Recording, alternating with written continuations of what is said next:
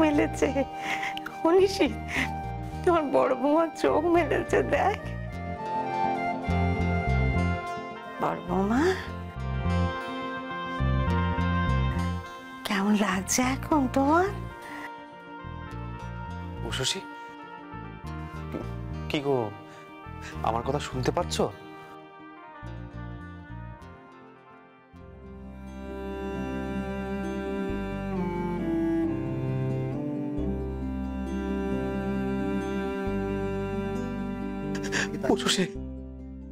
শশী, তোমার যদি কিছু হয়ে যায় আমি নিজেকে আমি নিজে বাঁচতে পারবো না শশী।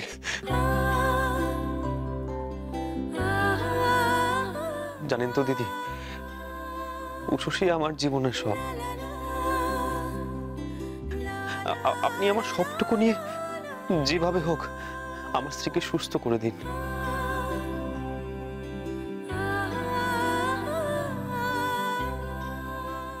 ওনাকে ব্লাড দেওয়া হয়ে গেছে, আমি ব্লাড চ্যানেলটা খুলে দিই স্যার। ওকে, তাই করুন।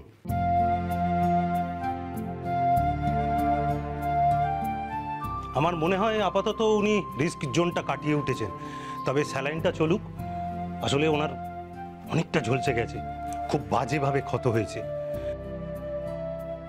তাই আমি বলি কি, ওষুধপত্র চলুক, উনি একটু রেস্ট নিন, আর কোনো চিন্তা নেই। আপনারা বরং আমার সঙ্গে আসুন, কিছু অফিসিয়াল ফর্মালিটিস বাকি আছে, সেগুলো সেরে ফেলেন। আসুন।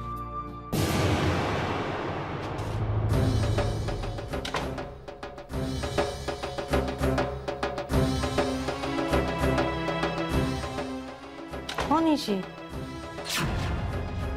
ডাক্তারবাবু কি সব বলবেন তোকে, যা শুনে নে। হ্যাঁ মা, যাচ্ছি।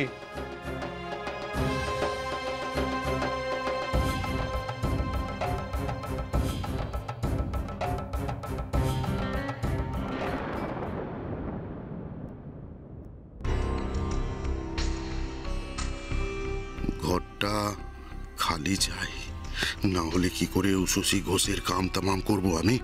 কি করে কিছুতেই ধরা পড়লে চলবে না। অনেক কষ্টে খাঁচা থেকে বের হয়েছি। না না না না, আবার আমি খাঁচায় ঢুকতে পারবো না।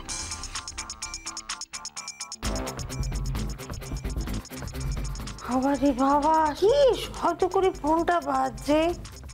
হাসপাতালে এমন শব্দ ফোন কেউ আনি?